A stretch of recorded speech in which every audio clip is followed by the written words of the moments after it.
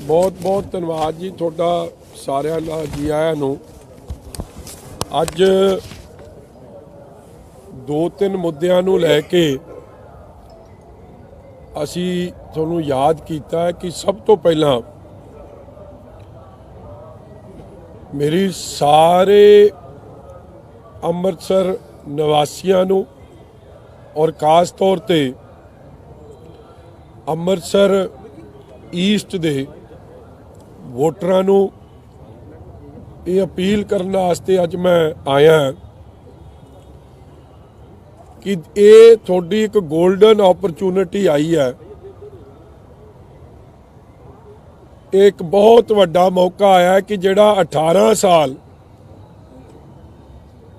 नवजोत सिंह सिद्धू ने और मिसेज सिद्धू ने इस हलके नूं बुरी तरह निगलैक्ट किया। इस हलके दी डिवेलपमेंट नूं, इस हलके दे लोकां नूं सुख सहूलतां देण दी जिहड़ी बिल्कुल परवाह नहीं की गई। इसलिए 20 तरीक नूं वोट फॉर चेंज तब्दीली वास्ते, तरक्की वास्ते और लोग वोट फॉर होप की आस उम्मीद जिन्हां लोकां दी बिल्कुल ही इन्हां ने चकनाचूर करती है कि हलके दा कदे परवाही नहीं कीती। जिहड़ा बंदा पंजाब दे मॉडल दी गल करदा है, आप दे हलके दा मॉडल जाके वेखो ते निगलैक्ट तो भी बुरा हाल। और इसलिए मैं जो कुछ मेन गल्लां लोकां दे अगे रखना चाहुंदा, दो पक्ष ने उहदे। एक है डिवेलपमेंट पक्ष। डिवेलपमेंट च जिहड़ा मुढ़लियां सहूलतां ने, बेसिक इंफ्रास्ट्रक्चर है, सड़कां, बाजार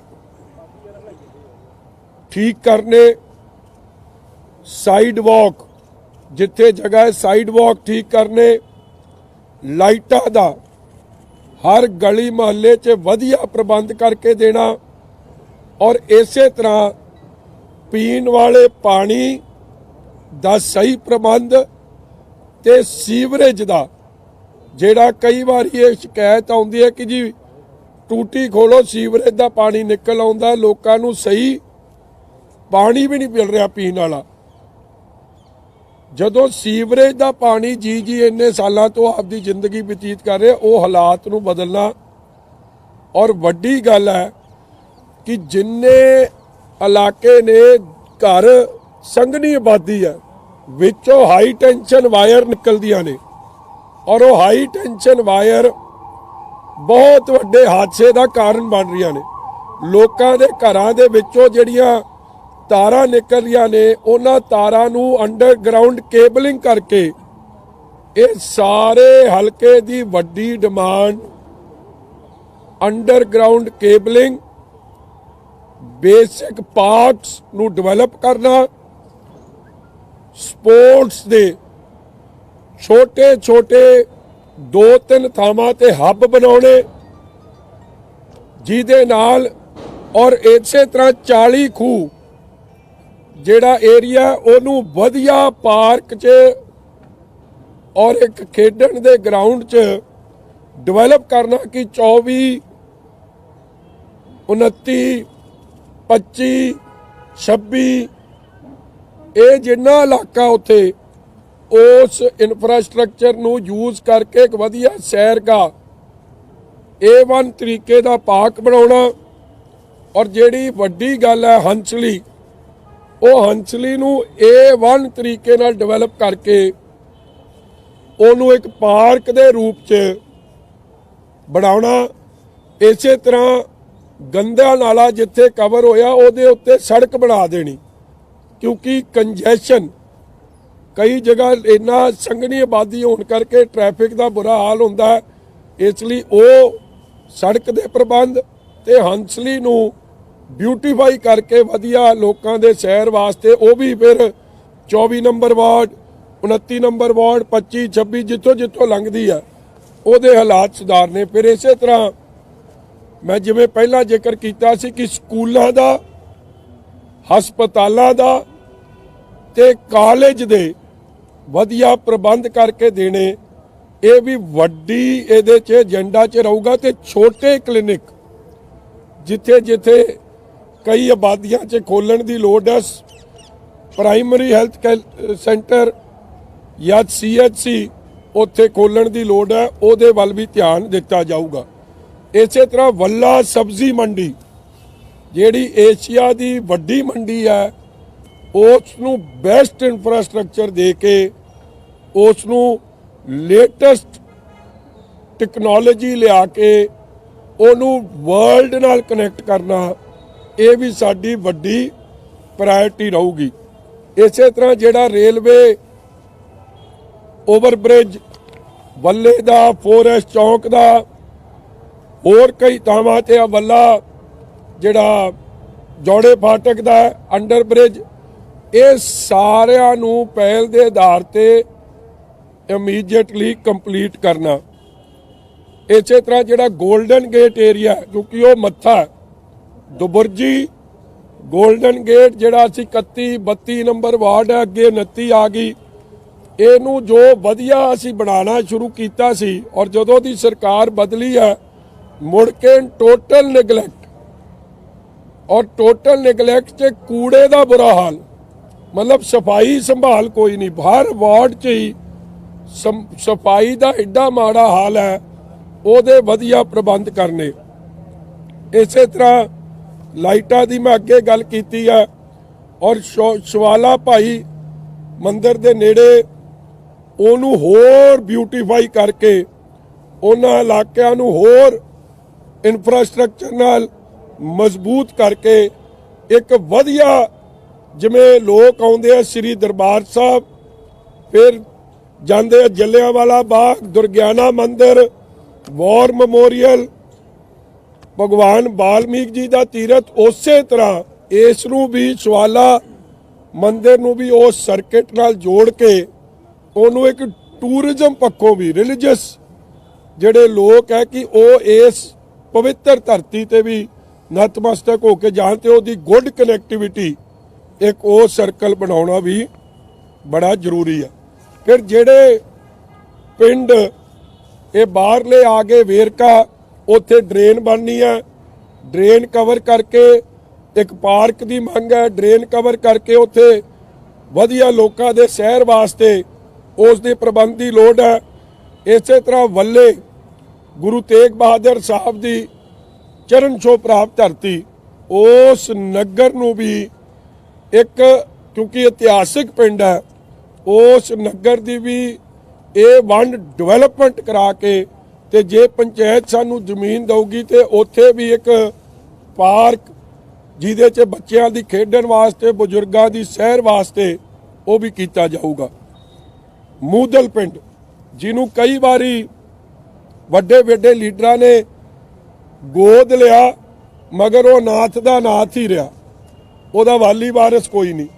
ਅੱਜ ਇੰਨੇ ਬੁਰੇ ਹਾਲ ਨੇ, ਉਸ ਪਿੰਡ ਨੂੰ ਵੀ ਅਸੀਂ ਡਿਵੈਲਪ ਕਰਕੇ ਫਿਰ ਉੱਥੇ ਜੇ ਜ਼ਮੀਨ ਮਿਲਦੀ ਆ ਉੱਥੇ ਵੀ ਇੱਕ ਵੱਖਰਾ ਪਾਰਕ ਬੱਚਿਆਂ ਦੇ ਖੇਡਣ ਲਈ ਤੇ ਬਜ਼ੁਰਗਾਂ ਦੇ ਸੈਰ ਵਾਸਤੇ ਜੋ ਅਸੀਂ ਮਜੀਠੇ ਦੇ ਆਲੇ ਦੁਆਲੇ ਬਣਾਏ ਆ ਉਹਨੂੰ ਬਣਾਵਾਂਗੇ। ਔਰ ਇਹੀ ਡਿਵੈਲਪਮੈਂਟ ਮਕਬੂਲਪੁਰ ਇਲਾਕਾ, ਰਸੂਲਪੁਰ, ਕਲਰਾ, ਧੁੰਗਪਾਈ, ਇਹ ਸਾਰੇ ਇਲਾਕੇ ਦੀ ਡਿਵੈਲਪਮੈਂਟ ਕਰਨੀ। ਔਰ ਮੈਂ ਫੇਰ ਦੱਸ ਦਿਆਂ ਕਿ ਜਿਹੜਾ ਇਹ ਫੋਰੈਸਟ ਚੌਂਕ ਹੈ ਤੇ ਹੋਰ ਇਲਾਕੇ ਨੇ, ਉੱਥੇ ਜਿੱਥੇ ਜਿੱਥੇ ਵੀ ਸਾਨੂੰ ਕੋਈ ਪੁਰਾਣਾ, ਜਿਵੇਂ ਕੋਈ ਵਾਟਰ ਵਰਕਸ ਡਿਪਾਰਟਮੈਂਟ ਦਾ ਜਾਂ ਹੋਰ ਕੋਈ ਸਰਕਾਰੀ ਡਿਪਾਰਟਮੈਂਟ ਦੀ ਲੈਂਡ ਹੈ ਜਿਹੜੀ ਅਨਯੂਜ਼ਡ ਜਾ ਰਹੀ ਹੈ, ਉਹਨੂੰ ਛੋਟੇ ਹਸਪਤਾਲ 'ਚ ਜਾਂ ਪਾਰਕ 'ਚ ਤਬਦੀਲ ਕਰਕੇ ਇੱਕ ਵਧੀਆ ਇਨਫਰਾਸਟ੍ਰਕਚਰ ਨਾਲ, ਜਿੱਥੇ ਸੰਘਣੀ ਆਬਾਦੀ ਹੈ ਉੱਥੇ ਉਹਨਾਂ ਨੂੰ ਬੇਸਿਕ ਗੁੱਡ ਇਨਫਰਾਸਟ੍ਰਕਚਰ ਦੇਣਾ ਸਾਡੀ ਜ਼ਿੰਮੇਵਾਰੀ ਹੋਗੀ। ਨਾਲ ਦੀ ਨਾਲ ਹੀ ਜਦੋਂ ਸਰਕਾਰ ਬਣਦੀ ਹੈ, ਕੈਂਪ ਲਾ ਕੇ ਜਿੰਨਿਆਂ ਦੇ ਵੀ ਰਾਸ਼ਨ ਕਾਰਡ ਕੱਟੇ ਗਏ ਆ ਉਹ ਰਾਸ਼ਨ ਕਾਰਡ ਬਣਵਾਉਣੇ, ਪੈਨਸ਼ਨ ਕੱਟੀਆਂ ਗਈਆਂ ਅੰਗਹੀਨਾਂ ਦੀ, ਵਿਧਵਾ ਭੈਣਾਂ ਦੀਆਂ, ਬਜ਼ੁਰਗਾਂ ਦੀ ਉਹ ਪੈਨਸ਼ਨ ਬਹਾਲ ਕਰਾਉਣੀ। ਇਸੇ ਤਰ੍ਹਾਂ ਪੈਨਸ਼ਨ 3100 ਰੁਪਈਆ ਕਰਨੀ। ਸ਼ਗਨ ਸਕੀਮ ਦੇ ਚੈੱਕ ਜਿਹੜਾ 51,000 ਆਇਆ ਨਹੀਂ, ਉਹ ਸ਼ਗਨ ਸਕੀਮ ਹੁਣ 75,000 ਕੀਤੀ ਗਈ ਆ ਬਾਲ ਸਾਹਿਬ ਵੱਲੋਂ। ਉਹ ਸਾਡੀ ਧੀਆਂ ਭੈਣਾਂ ਦੇ ਵਿਆਹ ਤੇ ਉਹਨੂੰ ਵਿਆਹ ਤੋਂ ਦਿਨ ਜਾਂ ਵਿਆਹ ਤੋਂ 1 ਮਹੀਨਾ ਹਫ਼ਤਾ ਪਹਿਲਾਂ ਉਹਨਾਂ ਨੂੰ ਜਾਂ ਹਫ਼ਤੇ ਦੇ ਅੰਦਰ ਅੰਦਰ ਵਿਆਹ ਦੇ ਉਹਨਾਂ ਨੂੰ ਉਹ ਚੈੱਕ ਮੁਹੱਈਆ ਕਰਾਉਣੇ ਸਾਡੀ ਇਹ ਵੀ ਜ਼ਿੰਮੇਵਾਰੀ ਹੋਊਗੀ। ਇਸੇ ਤਰ੍ਹਾਂ ਐਜੂਕੇਸ਼ਨ ਦੇ ਵਾਸਤੇ ਜੋ 10 ਲੱਖ ਤੱਕ ਦਾ ਲੋਨ ਵਿਆਜ ਫ੍ਰੀ, ਬੱਚਾ ਡਾਕਟਰ ਬਣ ਸਕੇ, ਇੰਜੀਨੀਅਰ ਬਣ ਸਕੇ, ਆਈਲੈਟਸ ਕਰ ਸਕੇ, ਉਹਨਾਂ ਨੂੰ 10 ਲੱਖ ਇੰਟਰਸਟ ਫ੍ਰੀ ਲੋਨ, ਜਿਹੜਾ ਬੈਂਕ ਵੀ ਨਹੀਂ ਦਿੰਦਾ, ਇੰਟਰਸਟ ਫ੍ਰੀ ਲੋਨ ਮਿਲੂਗਾ। ਬੱਚਾ ਜਦ ਪੜ੍ਹ ਲਿਖ ਜਾਊ, ਨੌਕਰੀ ਮਿਲ ਜੂ, ਆਪ ਦੇ 15 ਸਾਲਾਂ 'ਚ ਛੋਟੀ ਕਿਸ਼ਤਾਂ 'ਚ ਉਹ ਪੈਸੇ ਮੋੜੂਗਾ। ਐਟਲੀਸਟ ਮਾਪਿਆਂ ਤੇ ਕੋਈ ਬੋਝ ਨਹੀਂ ਪਊਗਾ ਔਰ ਵਧੀਆ ਤਾਲੀਮ ਡਿਗਰੀ ਹਾਸਲ ਕਰ ਸਕਦਾ। ਸਰਕਾਰੀ ਸਕੂਲਾਂ 'ਚ 33% ਰਿਜ਼ਰਵੇਸ਼ਨ ਉਹਨਾਂ ਬੱਚਿਆਂ ਲਈ, ਲਾਇਕ ਬੱਚਿਆਂ ਲਈ ਹੋਊਗੀ ਜਿਹੜਾ ਵਧੀਆ ਕਾਲਜ, ਇੰਸਟੀਟਿਊਸ਼ਨ, ਪ੍ਰਾਈਵੇਟ ਯੂਨੀਵਰਸਿਟੀ 'ਚ ਉਹਨਾਂ ਲਈ 33% ਰਿਜ਼ਰਵੇਸ਼ਨ ਰੱਖੀ ਜਾਊਗੀ। ਕਿਉਂਕਿ ਆਮ ਤੌਰ ਤੇ ਵੇਖਿਆ ਜਾਂਦਾ ਕਿ ਪ੍ਰਾਈਵੇਟ ਸਕੂਲਾਂ ਦੇ ਬੱਚੇ ਨੰਬਰ ਵੱਧ ਲੈ ਜਾਂਦੇ ਆ ਔਰ ਸਰਕਾਰੀ ਸਕੂਲਾਂ ਦੇ ਬੱਚਿਆਂ ਨੂੰ ਉਹ ਅਪਰਚੂਨਿਟੀ ਨਹੀਂ ਮਿਲਦੀ। ਇਸ ਲਈ ਉਹਨਾਂ ਨੂੰ ਵੀ ਇਕੁਅਲ ਅਪਰਚੂਨਿਟੀ ਮਿਲੇ ਔਰ ਉਹਨਾਂ ਨੂੰ ਵੀ ਵਧੀਆ ਤਾਲੀਮ ਕਾਲਜ, ਇੰਸਟੀਟਿਊਸ਼ਨ ਦੀ ਮਿਲੇ। 10 ਲੱਖ ਤੱਕ ਦਾ ਹੈਲਥ ਦਾ ਬੀਮਾ ਸਾਲਾਨਾ ਇਲਾਜ ਕਰਾਉਣ ਵਾਸਤੇ ਲੋਕਾਂ ਤੱਕ ਪਹੁੰਚਾਇਆ ਜਾਊਗਾ। ਔਰ ਵੱਡੀ ਗੱਲ, ਬਿਜਲੀ ਦੇ ਬਿੱਲ ਜਿਹੜਾ 10 ਰੁਪਏ ਯੂਨਿਟ ਹੈ ਉਹਨੂੰ ਘਟਾ ਕੇ ਵਾਪਸ 5 ਰੁਪਏ ਕੀਤੇ ਜਾਣਗੇ ਔਰ 400 ਯੂਨਿਟ, ਪਹਿਲਾਂ ਬਾਦਲ ਸਾਹਿਬ ਨੇ 200 ਯੂਨਿਟ ਮਾਫ ਕੀਤਾ ਸੀ, ਹੁਣ 400 ਯੂਨਿਟ ਹਰ ਵਰਗ ਲਈ, SC BC ਜਰਨਲ। ਇਸੇ ਤਰ੍ਹਾਂ ਇੰਸ਼ੋਰੈਂਸ ਹਰ ਵਰਗ ਲਈ, health insurance SC BC general. ਪੜ੍ਹਾਈ ਬੱਚਿਆਂ ਦੀ ਹਰ ਵਰਗ ਲਈ SC BC ਜਰਨਲ। ਇਸੇ ਤਰ੍ਹਾਂ ਜਿਹੜਾ 2000 ਰੁਪਈਆ ਸਾਡੀ ਧੀ ਭੈਣ ਮਹਿੰਗਾਈ ਨੂੰ ਮੁੱਖ ਰੱਖਦੇ ਆ ਉਹਨਾਂ ਦੇ ਘਰ ਦੇ ਖਰਚਾ ਚਲਾਉਣ ਵਾਸਤੇ ਹਰ ਵਰਗ ਲਈ SC BC ਜਰਨਲ ਹਰ ਮਹੀਨੇ ਆਇਆ ਕਰੂਗਾ। 24,000 ਰੁਪਈਆ ਜਿਹੜੀ ਲੇਡੀ ਸਾਡੀ ਭੈਣ ਮਾਂ ਘਰ ਦਾ ਖਰਚ ਚਲਾ ਰਹੀ ਆ ਉਹਦੇ ਤੱਕ ਪਹੁੰਚਾਇਆ ਜਾਊਗਾ। ਇਹ ਆਰਥਿਕ ਪੱਖੋਂ ਕਮਜ਼ੋਰ ਜਿਨ੍ਹਾਂ ਨੇ ਵੀ ਉਸ ਕੈਟੇਗਰੀ 'ਚ ਆਉਂਦੇ ਆ, ਜਾਤ ਪਾਤ ਤੋਂ ਉੱਤੇ ਉੱਠ ਕੇ ਇਹ ਸਹੂਲਤਾਂ ਦਿੱਤੀਆਂ ਜਾਣੀਆਂ ਨੇ। ਸੋ ਡਿਵੈਲਪਮੈਂਟ, ਸੁੱਖ ਸਹੂਲਤ, ਬੇਸਿਕ ਇਨਫਰਾਸਟ੍ਰਕਚਰ, ਫੋਕਲ ਪੁਆਇੰਟ ਜਿਹੜੀ ਵੱਡੀ ਗੱਲ ਹੈ, ਇੰਡਸਟਰੀਅਲ ਫੋਕਲ ਪੁਆਇੰਟ, ਚਾਹੇ ਉਹ ਪੁਰਾਣਾ ਹੈ, ਨਿਊ ਹੈ ਜਾਂ ਜਿੱਥੇ ਆਪਾਂ ਆ ਜਾਈਏ ਇੱਥੇ ਅੰਦਰ 100 ਫੁੱਟੀ ਰੋਡ ਦੇ ਆਲੇ ਦੁਆਲੇ ਜਿੱਥੇ ਇੰਡਸਟਰੀ ਲੱਗੀ ਹੈ, ਉਹਨਾਂ ਨੂੰ ਸਹੀ ਬਿਜਲੀ ਦਾ ਪ੍ਰਬੰਧ, ਸਸਤੀ ਬਿਜਲੀ ਦਾ ਪ੍ਰਬੰਧ ਤੇ ਵਧੀਆ ਇਨਫਰਾਸਟ੍ਰਕਚਰ ਤੇ ਜੋ ਫੋਕਲ ਪੁਆਇੰਟ ਦੀ ਮੰਗ ਹੈ, ESI ਹਸਪਤਾਲ ਜਿਹੜੀ ਲੇਬਰ ਦੀ ਵੱਡੀ ਮੰਗ ਹੈ, ਉਹਦੇ ਲਈ ਜਗ੍ਹਾ ਵੀ ਅਵੇਲੇਬਲ ਹੈ, ਉਹਨੂੰ ਪ੍ਰਾਇੋਰਟੀ ਤੇ ਉੱਥੇ ਹਸਪਤਾਲ ਬਣਾ ਕੇ ਲੋਕਾਂ ਦੇ ਸਪੁਰਦ ਕੀਤਾ ਜਾਊਗਾ। ਸੋ ਇਹ ਕੁਝ ਡਿਵੈਲਪਮੈਂਟ ਵਾਲੀਆਂ ਗੱਲਾਂ, ਕੋਈ ਪੁਆਇੰਟ ਰਹਿ ਤਾਂ ਨਹੀਂ?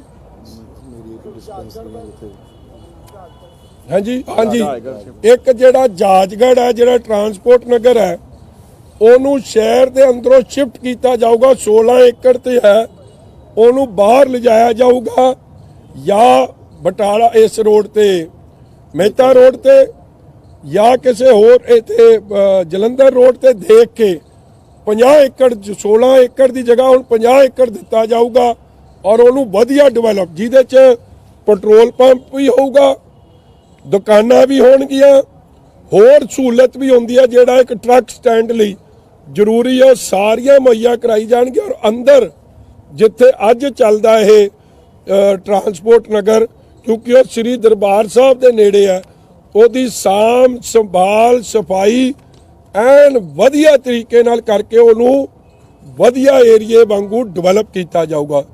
ਏਕਤਾ ਨਗਰ, ਉੱਥੇ ਵੀ ਡਿਵੈਲਪਮੈਂਟ ਦੀ ਲੋੜ ਹੈ। ਗਰੀਬਾਂ ਦੇ ਕੱਚੇ ਮਕਾਨ ਦੀ ਬੜੀ ਵੱਡੀ ਡਿਮਾਂਡ ਹੈ ਕਿ ਸਾਨੂੰ ਪੱਕੇ ਮਕਾਨਾਂ ਦੀ ਲੋੜ ਹੈ।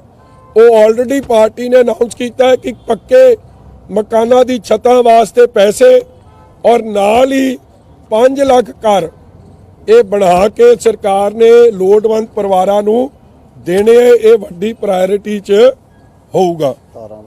ਤਾਰਾਂ ਦਾ ਮਸਲਾ ਮੈਂ ਅੱਗੇ ਕਹਿਤਾ ਕਿ ਅੰਡਰਗਰਾਉਂਡ ਕੇਬਲਿੰਗ ਹੋਊਗੀ। ਇਹ ਸਾਰੀਆਂ ਤਾਰਾਂ ਨੂੰ ਅਸੀਂ ਹਟਾਉਣ ਦਾ ਕੰਮ ਕਰਾਂਗੇ। ਜਿਵੇਂ ਸੁਖਬੀਰ ਜੀ ਨੇ ਪਿਛਲੀ ਵਾਰੀ ਸ੍ਰੀ ਹਰਿਮੰਦਰ ਸਾਹਿਬ ਦੇ ਨੇੜੇ ਤੇੜੇ ਇਹ ਕੰਮ ਕੀਤਾ ਸੀ, ਉਸ ਤਰਜ਼ ਤੇ ਇਹ ਵੀ ਹੋਊਗਾ। ਔਰ ਇਹੀ ਮੈਂ ਬਾਰ-ਬਾਰ ਕਹਿ ਰਿਹਾ ਕਿ ਸ਼ਿਵਾਲਾ ਮੰਦਿਰ ਦਾ ਏਰੀਆ ਵੀ will be developed on the lines of Virasate Marg, on the lines of Durgiana Mandir, on the lines ਜਿਵੇਂ ਅਸੀਂ ਹੋਰ ਤੀਰਥ ਸਥਾਨ ਡਿਵੈਲਪ ਕੀਤੇ ਉਸ ਤਰਜ਼ ਤੇ ਇਹਦੀ ਡਿਵੈਲਪਮੈਂਟ ਕੀਤੀ ਜਾਊਗੀ। ਭਾਈਚਾਰਕ ਸਾਂਝ, ਅਮਨ ਸ਼ਾਂਤੀ, ਕਾਨੂੰਨ ਔਰ law and order will be maintained at all cost.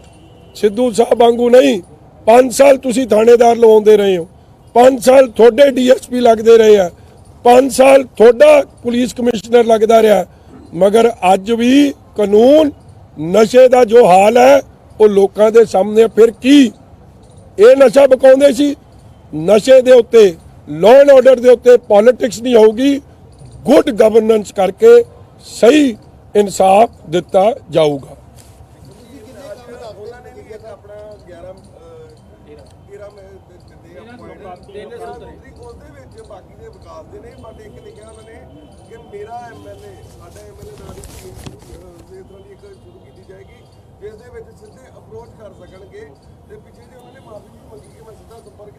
देखो एक मैं गल दसा जी, तो 18 साल कोई मॉडल पेश नहीं ना होया। वारे शाह ना आदतां जांदियां ने, भावें कट्टिए पोरियां पोरियां, कुछ नहीं करना उन्हें लली भब्बी झूठ बोल के उन्हें नंबर केड़ा जारी करना। तुसी मैनूं पुछदे सी नंबर केड़ा, उहदा नंबर होना 420 98 140 420 00 420 ਇਹਦਾ ਨੰਬਰ ਹੋਣਾ, ਜਿਹੜਾ ਕਿਸੇ ਨੂੰ ਨਹੀਂ ਲੱਭਣਾ। ਲੋਕਾਂ ਨੂੰ ਠੱਗਣਾ, ਝੂਠ ਬੋਲਣਾ, ਇਹ ਦੋਵੇਂ ਜੋੜੇ ਦੀ ਫਿਤਰਤ ਬਣ ਗਈ ਹੈ। ਇਸ ਲਈ ਉਹਨਾਂ ਨੂੰ ਮੁਬਾਰਕ ਹੈ ਜੀ, ਜੋ ਉਹਨਾਂ ਨੇ ਕਹਿਣਾ ਨਹੀਂ ਕਹਿਣਾ, ਮਗਰ ਗਰਾਊਂਡ 'ਚ ਨਾ ਉਹ ਕਦੇ ਅਵੇਲੇਬਲ ਸੀ, ਨਾ ਉਹਨਾਂ ਦੀ ਕੋਈ ਡਿਲੀਵਰੀ ਸੀ, ਨਾ ਕੋਈ ਸੁੱਖ ਸਹੂਲਤ ਮਿਲੀ। ਔਰ ਵੱਡੀ ਗੱਲ ਹੈ, ਘਰ ਘਰ ਨੌਕਰੀ ਦਾ ਇਹਨਾਂ ਦਾ ਵਾਅਦਾ ਸੀ। ਘਰ ਘਰ ਨੌਕਰੀ ਮਤਲਬ 65 ਲੱਖ ਨੌਕਰੀ ਇਹਨਾਂ ਨੇ 5 ਸਾਲ 'ਚ ਦੇਣੀ ਸੀ, ਜਿਹੜਾ ਝੂਠ ਸੀ। ਜਦੋਂ 75 ਸਾਲਾਂ 'ਚ 6 ਲੱਖ ਨੌਕਰੀ ਮਿਲੀ ਆ ਸਰਕਾਰੀ, ਤੁਸੀਂ 5 ਸਾਲਾਂ 'ਚ 65 ਲੱਖ ਕਿੱਥੋਂ ਦੇ ਦੇਣੀ ਸੀ? ਸੋ ਉਹੋ ਜਿਹਾ ਝੂਠ ਨਹੀਂ। 1 ਲੱਖ ਨੌਕਰੀ ਦਾ ਪ੍ਰਬੰਧ ਸਰਕਾਰੀ ਹਰ ਸਾਲ, ਔਰ 75% ਰਿਜ਼ਰਵੇਸ਼ਨ ਪ੍ਰਾਈਵੇਟ ਜੌਬਸ 'ਚ ਬੱਚੇ, ਪੰਜਾਬ ਦੇ ਬੱਚਿਆਂ ਵਾਸਤੇ ਕੀਤਾ ਜਾਊਗਾ। ਔਰ ਨਾਲ ਹੀ ਜਿਹੜੀ ਦੂਜੀ ਗੱਲ ਹੈ, ਰਿਜ਼ਰਵੇਸ਼ਨ ਭੈਣਾਂ ਵਾਸਤੇ ਸਰਕਾਰੀ ਜੌਬਸ 'ਚ 50% ਹੋਊਗਾ। ਭੰਡਾਰੀ ਪੁਲ ਤੇ ਪਹੁੰਚੇ ਸੀਗੇ, ਕੰਸਟਰਕਸ਼ਨ ਦਾ ਕੰਮ ਉੱਥੇ ਚੱਲ ਰਿਹਾ, ਬੈਰੀਕੇਡ ਧੱਕੇ ਨਾਲ ਹਟਾਏ ਗਏ, ਪੁਲਿਸ ਵਾਲਿਆਂ ਨੂੰ ਮੰਦਾ ਚੰਗਾ ਬੋਲਿਆ ਗਿਆ ਜਿਹੜੇ ਉੱਥੇ ਡਿਊਟੀ ਕਰ ਰਹੇ ਸੀਗੇ, ਤੇ ਲੋਕਾਂ ਨੂੰ ਉਹ ਜਿਹੜਾ ਰਸਤਾ ਬਣ ਰਿਹਾ ਸੀਗਾ ਉਹਦਾ ਧੱਕੇ ਨਾਲ ਲੰਘਾਇਆ ਗਿਆ। ਹਾਲਾਂਕਿ ਉਹ ਰਸਤਾ ਸਾਰਾ ਬੰਦ ਹੈ, ਹਲੇ ਅੰਡਰ ਕੰਸਟਰਕਸ਼ਨ। ਇਹ ਸਿਆਸੀ ਬਕਲਾਹਟ ਹੈ ਜੀ, ਸਿਆਸੀ ਬਕਲਾਹਟ ਹੈ।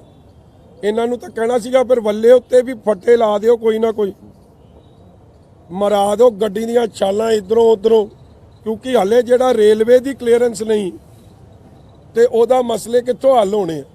ਔਰ ਅੱਜ ਵੀ ਇਸ ਲਈ ਕੀਤਾ ਕਿਉਂਕਿ ਹਾਰ ਸਾਹਮਣੇ ਦਿਸਦੀ ਆ। ਹੁਣ ਲੋਕਾਂ ਨੂੰ ਕੁਛ ਸ਼ਗੂਫਾ ਤਾਂ ਛੱਡਣਾ ਸੀ, ਕੁਛ ਝੂਠ ਤਾਂ ਬੋਲਣਾ ਸੀ। 5 ਸਾਲ 10 ਸਾਲ ਤਾਂ ਚੇਤੇ ਨਹੀਂ ਆਇਆ, ਅੱਜ ਇਲੈਕਸ਼ਨ ਤੋਂ ਇੱਕ ਦਿਨ ਪਹਿਲਾਂ। ਇਸ ਲਈ ਉਹਨਾਂ ਦੇ ਸ਼ਗੂਫਿਆਂ 'ਚ ਲੋਕ ਆਉਣ ਨਹੀਂ ਲੱਗੇ। ਸਿੱਧੂ ਸਾਹਿਬ ਤੇ ਬੀਬੀ ਸਿੱਧੂ ਤੋਂ ਲੋਕ ਉਹਨਾਂ ਦੀ ਫਿਤਰਤ ਤੋਂ, ਸੋਚ ਤੋਂ ਚੰਗੀ ਤਰ੍ਹਾਂ ਵਾਕਿਫ ਹੋ ਚੁੱਕੇ ਆ। ਪਰ ਉਹ ਤੇ 5 ਸਾਲ ਦੀ ਗੱਲ ਕਰਦੇ ਨਹੀਂ ਜੀ, ਉਹ ਤਾਂ ਕਰਦੇ 111 ਦਿਨਾਂ ਦੀ ਗੱਲ ਹੈ। ਅੱਛਾ ਜੀ, ਉਹਨਾਂ ਨੂੰ ਗੱਲ ਕਰਨੀ ਚਾਹੀਦੀ, ਉਹਨਾਂ ਨੂੰ ਗੱਲ ਕਰਨੀ ਚਾਹੀਦੀ 18 ਸਾਲਾਂ ਦੀ। ਹਰ ਸਰਕਾਰ 'ਚ ਮੋਰੀ, ਹਰ ਸਰਕਾਰ ਦੇ ਮੁੱਖ ਮੰਤਰੀ ਨੂੰ ਪਾਪਾ ਬਣਾ ਕੇ ਰੱਖਣਾ, ਠੀਕ ਹੈ ਜੀ। ਔਰ ਲੜਾਈ ਸਿਰਫ ਕੁਰਸੀ ਤੱਕ ਸੀਮਿਤ ਰੱਖਣੀ, ਲੋਕਾਂ ਦੀ ਨਹੀਂ। ਇਹਨਾਂ ਨੇ ਕੁਰਸੀ ਦੀ ਲੜਾਈ ਲੜੀ ਹੈ। ਅੰਮ੍ਰਿਤਸਰ ਪੂਰਬੀ ਦੇ ਲੋਕ ਅੱਜ ਆਪਣੇ ਮਾਣ ਸਤਿਕਾਰ ਦੀ, ਇਲਾਕੇ ਦੀ ਤਰੱਕੀ ਦੀ ਲੜਾਈ ਲੜ ਰਹੇ। ਔਰ ਮੈਂ ਧੰਨਵਾਦੀ ਹਾਂ ਕਿ ਪਾਰਟੀ ਪੱਧਰਾਂ ਤੋਂ ਉੱਤੇ ਉੱਠ ਕੇ, ਜਾਤ ਪਾਤ ਤੋਂ ਧੜੇਬੰਦੀਆਂ ਤੋਂ ਉੱਤੇ ਉੱਠ ਕੇ ਇੱਕ ਆਵਾਜ਼ ਨਾਲ ਅੰਮ੍ਰਿਤਸਰ ਪੂਰਬੀ ਦੀ ਡਿਵੈਲਪਮੈਂਟ ਵਾਸਤੇ ਸਾਡਾ ਸਾਥ ਦੇ ਰਿਹਾ ਔਰ ਮੈਂ ਉਹਨਾਂ ਦਾ ਧੰਨਵਾਦੀ ਹਾਂ। ਸਿੱਧੂ ਸਾਹਿਬ ਵਾਂਗੂ ਨਹੀਂ ਕਦੇ ਬ੍ਰਾਹਮਣ ਸਮਾਜ ਨੂੰ ਅਪਮਾਨਿਤ ਕਰਨਾ, ਕਦੇ ਧੀ ਭੈਣ ਨੂੰ ਅਪਮਾਨਿਤ ਕਰਨਾ। ਦੂਜੀ ਗੱਲ ਮੈਂ ਉਹੀ ਦੇ ਰਿਹਾ ਜੀ, ਮੈਂ ਆਹ ਦੱਸ ਰਿਹਾ ਜੀ। ਔਰ ਸੀਸੀਟੀਵੀ ਆ ਗਈ ਨਾ ਜੀ ਸਾਰਿਆਂ ਕੋਲ। ਇਹ ਸਾਡੇ ਸਰਦਾਰ ਗੁਰਚਰਨ ਸਿੰਘ ਜੀ, ਇਹਨਾਂ ਨੇ ਸਾਡੀ ਪਾਰਟੀ ਨੂੰ ਕਾਂਗਰਸ ਛੱਡ ਕੇ ਜੁਆਇਨ ਕੀਤਾ। ਪੋਲਿਟਿਕਸ ਵੇਖ ਲਓ ਕੀ ਕੀਤੀ ਗਈ ਆ। ਇਹਨਾਂ ਦੇ ਘਰ ਦੇ ਬਾਹਰ ਦੇ ਆ ਕੇ ਮੀਟਰ ਹੀ ਕੱਟਦੇ ਔਰ ਫੋਨ ਕਰਕੇ ਜੋ ਦਬਕੇ ਮਾਰੇ ਗਏ ਇਹ ਆਪ ਤੁਹਾਨੂੰ ਦੱਸਦੇ ਆ। ਇਸੇ ਤਰ੍ਹਾਂ ਦਿਲਬਾਗ ਸਿੰਘ ਜੀ, ਜਿਨ੍ਹਾਂ ਨੇ ਫੇਰ ਕਾਂਗਰਸ ਛੱਡ ਕੇ ਸਾਡੇ ਨਾਲ ਆਏ ਔਰ ਇਹ ਸਾਰਾ ਕੁਝ ਇੱਕੋ ਬਾਰਡ 'ਚ ਹੋ ਰਿਹਾ ਜਿੱਥੇ ਸਾਡਾ ਰਸਤਾ ਵੀ ਰੋਕਿਆ ਗਿਆ ਸੀ। ਉਹ ਕਿਨੋਂ ਕਾਉਂਸਲਰ ਦਾ ਬੱਬਾ ਬੇਕਰੀ ਵਾਲਾ ਹੈ, ਬੱਬਾ ਬੇਕਰੀ ਵਾਲਾ ਕਰਦੇ ਬੱਬਾ ਉਹ ਮੈਨੂੰ ਲੱਗਦਾ ਲੋਕਾਂ ਨੇ ਬਣਾ ਦੇਣਾ ਬੱਬੂ।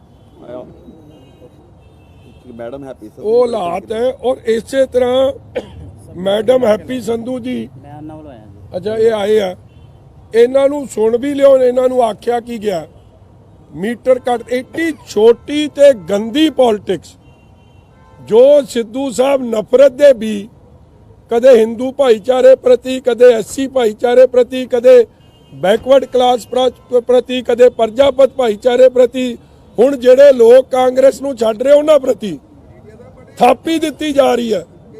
ਇਹ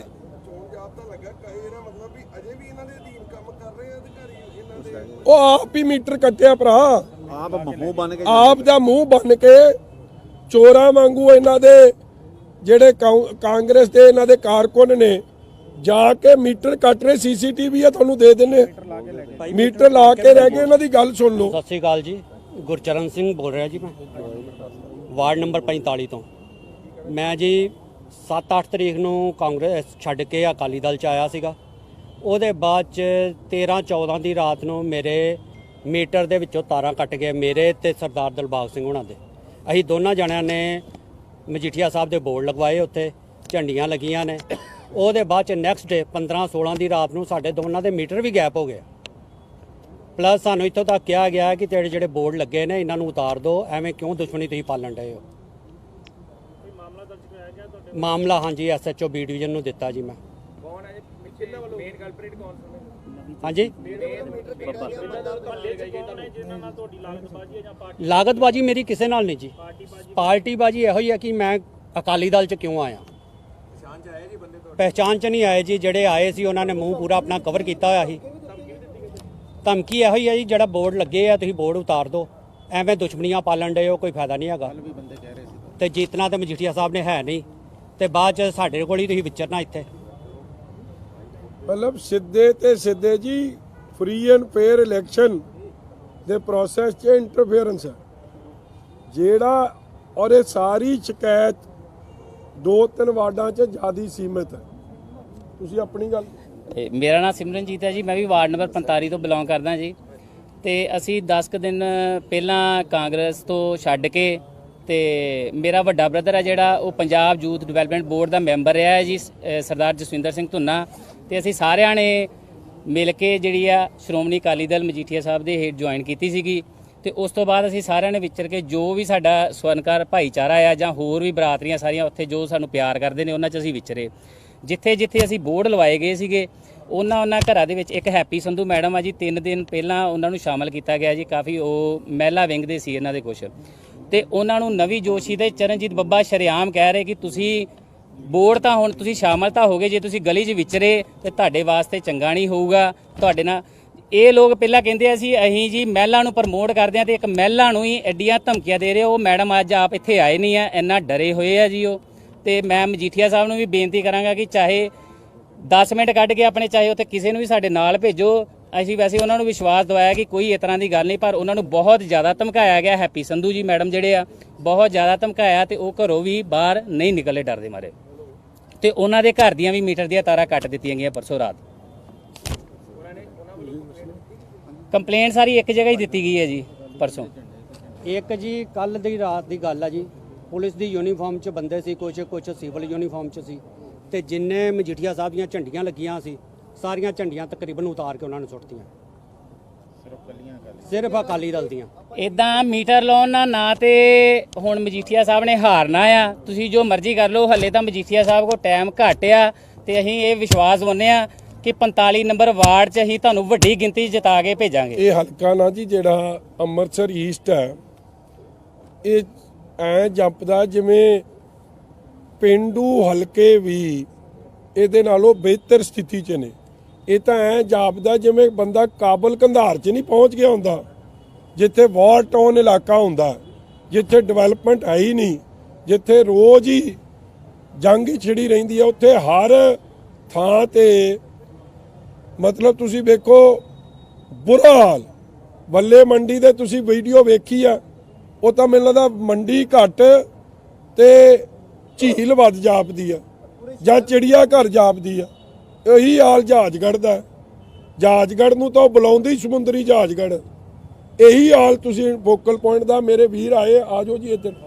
ਅੱਜ ਸਾਡੇ ਨਾਲ ਫੋਕਲ ਪੁਆਇੰਟ ਦੇ ਜਿਹੜਾ ਲੇਬਰ ਭਾਈਚਾਰੇ ਦੇ ਸਾਡੇ ਜਿਨ੍ਹਾਂ, ਔਰ ਮੈਂ ਫੇਰ ਦੱਸ ਦਿਆਂ ਜੀ, ਜਿੱਥੇ ਸਿੱਧੂ ਸਾਹਿਬ ਨੇ ਬ੍ਰਾਹਮਣ ਸਮਾਜ ਨੂੰ ਜੋ ਅਪਮਾਨਿਤ ਕੀਤਾ, ਜੋ ਸ਼ਬਦਾਵਲੀ ਵਰਤੀ, ਅਸੀਂ ਉਹਦੀ ਘੋਰ ਨਿੰਦਿਆ ਕਰਦੇ ਹਾਂ।